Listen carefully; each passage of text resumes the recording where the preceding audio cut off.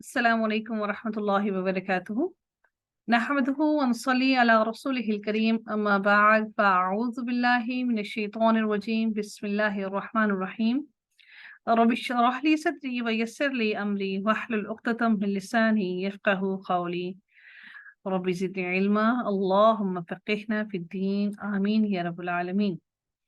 قرآنی دعاؤں میں سے آج ہماری تیسری دعا ہم لوگ آج سیکھنے لگے ہیں انشاءاللہ، اور ہم آج جو دعا سیکھنے لگے ہیں یہ دعا سورۃ الفرقان کی آیت نمبر 74 سے لی گئی ہے، جو کہ نیک اولاد اور اچھے جوڑے کے لیے یعنی کہ زوج کے لیے ایک کامل اور مکمل دعا ہے۔ ہم اس دعا کو سیکھنے سے پہلے اگر اس دعا کا تھوڑا سا بیک گراؤنڈ دیکھ لیں تو انشاءاللہ ہمیں اس دعا کی اہمیت کا اندازہ ہو جائے گا کہ اس دعا کی اہمیت کیا ہے، اور اس لیے پھر ہمارا اس کو سیکھنے کا عمل زیادہ آسان بھی ہو جائے گا، اور ہم اس کو زیادہ شوق اور ذوق سے بھی انشاءاللہ سیکھیں گے۔ اس سے پہلے میں آپ سب سے گزارش کروں گی کہ کوشش کیجیے گا کہ اس لنک کو لوگوں سے شیئر کیجیے تاکہ مزید لوگ بھی اس کی اہمیت کو سیکھ سکیں اور دعا یاد کرنے میں ان کو دلچسپی ظاہر کریں۔ دعا کا آغاز ہوتا ہے ربنا هب لنا من ازواجنا وذريتنا قرة اعین۔ یہ دعا در حقیقت اس وقت میں نازل ہوئی جبکہ مکی دور تھا، اور جس وقت مسلمان بڑی مشکل کی زندگی گزار رہے تھے۔ اس وقت ان کو یہ مشکل تو درپیش تھی ہی کہ کافر ان کی مخالفت میں تھے، اور ان کو یہ بھی مشکل ضرور تھی کہ کافر ان کو بہت زیادہ مشکلات اور تکلیفیں بھی دے رہی تھی، لیکن اس سے بڑھ کر جس مشکل میں تھے، جس رنج اور غم میں مبتلا تھے، وہ یہ تھا کہ جو لوگ مسلمان ہوئے تھے ان میں سے ان کا اگر باپ مسلمان ہو گیا ہے تو اس کی اولاد کافر ہے، اور اولاد اگر مسلمان ہو گئی تو والدین کافر ہیں، اور شوہر مسلمان ہے تو بیوی کافر ہے، اور بیوی مسلمان ہے تو شوہر کافر ہے۔ یہ صورتحال مسلمانوں کے لیے سخت غم اور اضطراب اور تکلیف اور بے چینی کا سبب بنی ہوئی تھی، اور وہ اپنی آنکھوں سے ہی اپنے پیاروں کو، اپنی محبت کرنے والے لوگوں کو جن سے وہ محبت کرتے تھے ان کو جہنم کا ایندھن بنتے ہوئے دیکھ رہے تھے۔ وہ ایسا دیکھتے ہوئے ان کو بڑی بے چینی ہو رہی تھی، ان کے دلوں میں سکون نہیں تھا۔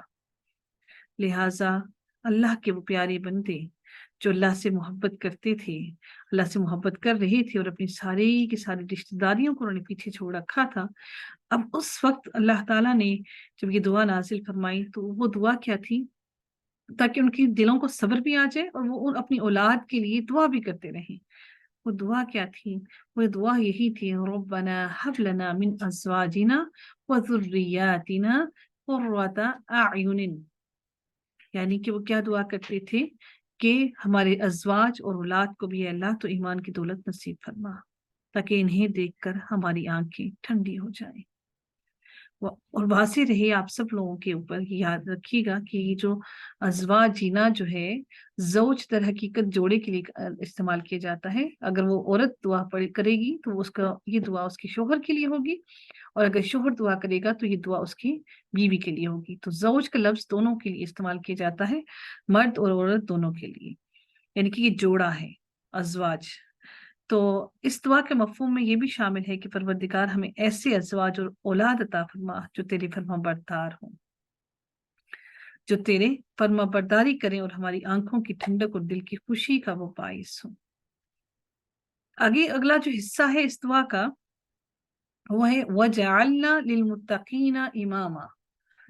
وَجَعَلْنَا لِلْمُتَّقِينَ إِمَامًا، اس کے دو معنی ہیں در حقیقت، اس حصے کے دو معنی ہیں۔ وہ کیا ہے کہ ایک تو یہ ہے کہ ہر شخص امام ہے اور کوئی نہ کوئی اس کا پیروکار ہوتا ہے، جیسے والدین ہیں تو والدین اپنی اولاد کے امام ہوں گے، اس کو سکھانے والے ہوں گے، اور بچے ان کے پیروکار ہوں گے، جس کے لیے صحیح بخاری کی بھی حدیث ہے کہ کلکم راع وکلکم مسئول عن رعیتہ، تم سب حکمران ہو اور تم سب اپنی رعیت کے بارے میں جواب دہ ہو۔ اس سے مراد کیا ہے؟ مطلب یہ ہے کہ پروردگار جب لوگوں کے ہم امام ہیں، جن لوگوں کے ہم امام ہیں، مثلاً ہمارے اہل و عیال اور ہمارے زیر نگرانی جتنے بھی لوگ ہیں، چاہے وہ آپ کے ملازم ہیں آپ ان کے بھی نگران ہیں، آپ کے گھر میں کام کرنے والے ہیں آپ ان کے بھی نگران ہیں، تو اللہ تعالیٰ سے یہ دعا کی جا رہی ہے کہ تو انہیں متقی بنا دے تاکہ ہم متقین کے امام ہوں، فاجروں کے امام نہ ہوں، جو فاجر ہوں، جو غلط رستے پر چلنے والے ہوں، हमारे नीचे उन लोगों को परवरिश ना वो लोग परवरिश ना पाए जो कि फाजिर हों, जो तेरे रास्ते पर चलने वाले ना हों। इसका दूसरा मतलब ये भी है कि तू हमें इतना मुत्तकी बना कि हम मुत्तकीन के इमाम और पेशवा बन जाएं। तबरी ने मोतबर सनद के साथ इब्ने अब्बास रज़ी अल्लाह ताला अन्हुमा का कौल नकल फरमाया है। उन्होंने क्या बताया है कि हमें हदायत के इमाम बनाकर कि हम से लोगों को हदायत हासिल हो, गुमराही के इमाम हमें ना बनाना। क्योंकि अल्लाह ताला ने अहले सआदत के मुतालिक कुरान की सूरतुल अंबिया की आयत नंबर 73 के अंदर इरशाद फरमाया, वजअलनाहुम आइम्मतन यहदून बिअमरिना व औहैना इलैना व औहैना इलैहिम फ़िअलल खैराति व इक़ामस सलाति व ईताअज़ ज़काति व कानू लना आबिदीन। और हमने इन्हें ऐसे पेशवा बनाया जो हमारे हुक्म के साथ रहनुमाई करते थे, और हमने इनकी तरफ नेकियां करने और नमाज कायम करने और ज़कात अदा करने की वही भेजी। और वो सिर्फ हमारी इबादत करने वाले थे। और अहले शिकावत वो लोग जो कि अल्लाह के रास्ते पर चलने वाले नहीं थे, उनके मुतल्लिक अल्लाह ताला ने सूरतुल क़सस की आयत नंबर 41 के अंदर इरशाद फरमाया है, वजअलनाहुम अइम्मतन यदऊना इलन्नार। और हमने इन्हें ऐसे पेशवा, ऐसे इमाम बनाया जो आग की तरफ बुलाते थे। अगर इन शॉर्ट हम इस सब बातों को देखें तो उन्होंने दो दुआएं की। कौन सी दो दुआएं की थी? एक अपनी औलाद और अज़वाज के लिए कि वो तौहीद और अतात इलाही पर कारबंद रहें, उसी पर चलें, उसी पर इस्तकामत हासिल करें और उनके लिए दुनिया और आखिरत में आंखों की ठंडक बने। दूसरी, अपने लिए उन्हें तकवा की ऐसी तौफीक अता हो कि वो मुत्तकीन के इमाम बने और लोगों को हदायत और तकवा की दावत दें। नबी अकरम सल्लल्लाहु अलैहि वसल्लम ने इरशाद फरमाया है कि एक इंसान के लिए सबसे बेहतरीन दुआ, सबसे बेहतरीन और दुनिया में सबसे बेहतरीन नेमत एक नेक और वफाशुआर बीवी का होना है, जो शोहर की जाने के बाद शोहर की गैर मौजूदगी में अपनी असमत को मलहूज़ खातिर रखे और अपने आप को अपने शोहर की अमानत समझते हुए खुद को बचा कर रखे और अपने शोहर की माल को संभाल कर रखे।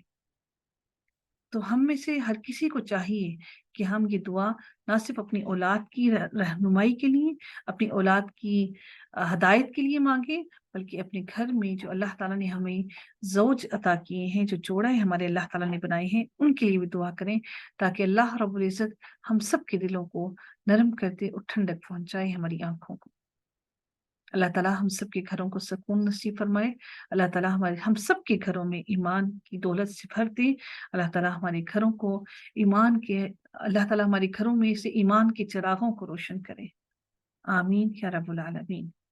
सुब्हानकल्लाहुम्मा व बिहम्दिका अशहदु अन ला इलाहा इल्ला अंता अस्तगफिरुका व अतूबु इलैक। अस्सलामु अलैकुम व रहमतुल्लाहि व बरकातुहू।